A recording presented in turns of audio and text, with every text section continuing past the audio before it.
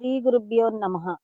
మద్గురుదేవులు చిన్నరామచంద్రయార్లు వారి పాద పద్మములకు నమస్కరించుకుంటూ, శ్రీ సత్యానంద సత్యమయ్యార్లు వారికి నమస్కరించుకొని, శ్రీ భాగవత కృష్ణదేశికేంద్రుల వారు రచింపబడిన శక్తిద్వయ నిరాశకంబైన శుద్ధ నిర్గుణ తత్వ కందర్ధరుల నుండి 4వ అధ్యాయము ఎరుక లక్షణము 17వ కందార్థము క్రమ సంఖ్య 61. ఈనుమితరులు ఎరుకను సాక్షిని పలికిరి, నేను సాక్షి నహమని నీతో వినజెప్పితి.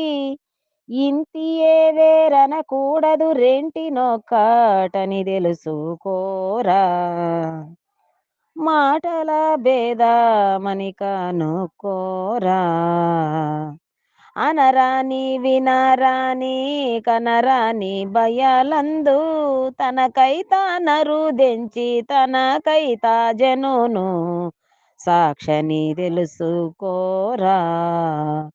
మాటల భేదమని కనుకోరా. శ్రీ గురుభ్యో నమః. ఆత్మానాత్మరకితం అచల పూర్ణోపదేశికం శ్రీ నిశ్చలానంద నారాయణ గురోర్శిష్యం శ్రీశైల వంశాంబుధిరేవజాతం శ్రీ పరమానంద శంకరేంద్రం గురుం భజామి. మద్గురుదేవులు శ్రీ శ్రీ పరమానంద శంకర నారాయణ స్వామి వారి పాదపద్మములకు నమస్కరించుకుంటూ, శ్రీమద్ భాగవత కృష్ణదేశికేంద్ర ప్రభువులచే విరచితంబైన శక్తిద్వయ నిరాశకంబైన శుద్ధ నిర్గుణ తత్వ కందార్థ దరువులు 4వ అధ్యాయము ఎరుక లక్షణము నుండి ఈరోజు మనము 17వ కందార్థము అనగా క్రమ సంఖ్య 61 విచారించుకుంటున్నాం. క్రిందటి కందార్థములో శిష్య అనుమానము లేకుండగా, సందేహము లేకుండగా, ఎటువంటి సందేహము లేకుండగా వినుము, ఎరుక పేర్లు ఇంకా వివరించెదను. బుద్ధి, చిత్తము, మనస్సు, అహంకారము, అంతఃకరణము, సంకల్పము ఇవన్నీ ఎరుక పేర్లే. ఇవే కాక తాను ఇతరము అంతా ఒక్క తానే అని తెలుసుకునేదన్నా, తాను ఇతరులు వేరని, తాను చైతన్యమును ఇతరము జడమని తెలుసుకునేది అన్నా ఎరుకయే అని తెలియము నాయన అంటూ మనము క్రిందటి కందార్థంలో విచారించుకున్నాము. ఇక తదుపరి కందార్థము ఎరుక లక్షణములో 61 సృష్టి విధానమును గురించి తెలియజేస్తుంది. విను మితరులు ఎరుకను సాక్షని పల్కిరి, నేను సాక్షి నఖమని నీతో వినజెప్పితి. ఇంతియే వేరనకూడదు రెంటినొకటని తెలుసుకోరా.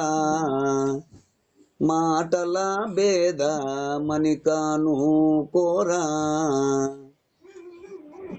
అనరాని వినరాని కనరాని భయాలందు తనకైతా నరుదెంచి తనకైతా జనుని సాక్షాన్ని తెలుసుకోరా.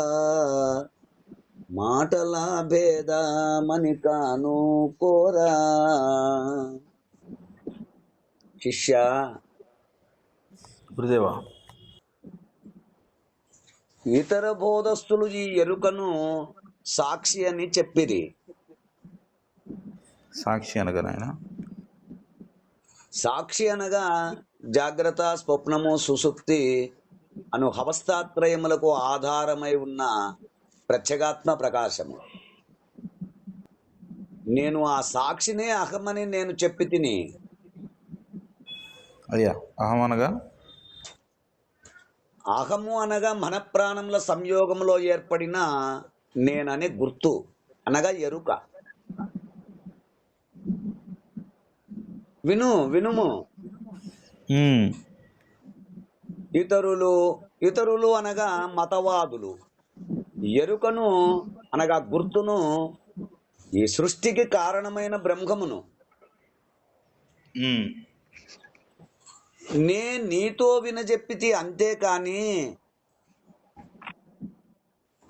సాక్షి వేరు నేను వేరు అనరాదు. రెండు ఒకటేనని నీవు గ్రహించవలసినదిగా తెలియజేస్తున్నాను. రెండును ఒకటే.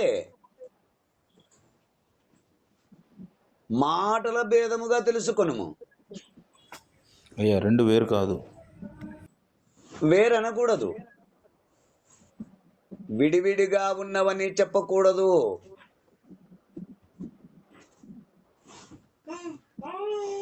రెంటిని ఒక్కటని తెలుసుకో, రెండు ఒకటేనని గుర్తించు. మాటల భేదమని కనుక్కో. శబ్ద భేదమే గాని వస్తు భేదము లేదు. వస్తువు ఒకటే. అనరాని వినరాని కనరాని బయలందు ఏ రకంగా చూచినా చెప్పుటకు గాని, చూచుటకు గాని, వినుటకు గాని, సఖ్యము గాని, అంటే మనోవాక్కుల కందని కేవలత్వము కలిగిన పరిపూర్ణ పరబ్రహ్మమునందు తనకై తానరుదించి తనకై తాజనును.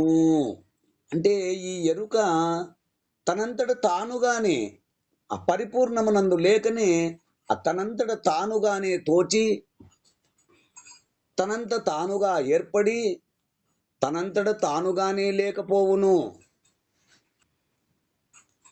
ఆ చాంద్రోపనిషత్తులో ఎత్ర నాణ్యాత్ పశ్యతి ఎత్ర నాణ్యాత్ శృణోతి ఎత్ర నాణ్యాత్ విజానీతి సభూమా అనగా, ఎక్కడ అన్యమును చూడలేమో, ఎక్కడైతే అన్యమును వినలేమో, అన్యమును తెలుసుకొనలేమో, అదే భూమా అనగా పరిపూర్ణము అని మనకు ఆ శృతి ద్వారా తెలుపుతున్నది. అంటే ఇదంతయు ఎరుకన్నను మరుపన్నను, ఎరుకకు ఎరుకన్నను అనగా ఎరుక తన్ను తానెరుగుట, ఇంకా దేగి అనినా, మాయ అనినా, సాక్షి అనినా, జ్ఞప్తి అనినా, స్ఫూరణ అనినా, ద్రష్ట అనినా, ఇవన్నీయును ఎరుకకు పర్యాయ నామములే. ఎరుక పేర్లు ఇవేనా నాయన? ఇంకను ఎరుకకు పర్యాయ నామములు వివరించుచున్నాను. అవేవనగా మనస్సన, బుద్ధన, చిత్తంబన, అహంకారమన, హంతఃకరణంబన్న, సంకల్పమనినా, కోరిక ఇచ్చ అనినా, ఇవన్నీయును ఒక ఎరుకకేనని నీవెరుగుము. అయ్యా ఇతరులు ఎరుకని సాక్షి అని పలికిరి, అయితే నేను సాక్షిని అహంకారమని నీతో చెప్పితి. ఇవి రెండు వేరనకూడదు, రెండు ఒకటే, రెండు ఎరుకే. మాటల భేదమే అని ఎరుగవలైను. అట్లానే గురుదేవా. అనరాని వినరాని కనరాని బయలందు తనకై తానే అరుదించి తనకై తానే పోతూ జనును. ఇది సాక్షిని తెలుసుకోరా అంటూ మనకు ఈ కన్నార్థ భావనని తెలియజేస్తున్నారు. అయితే 59, 60, 61 వరకు ఎరుక యొక్క పేర్లను తెలిపి ఉన్నారు. ఈ కన్నార్థ భావాన్ని మీరు కూడా అందుకుంటారని కోరుకుంటూ జై గురుదేవా. జై గురుదేవా. జై గురుదేవ.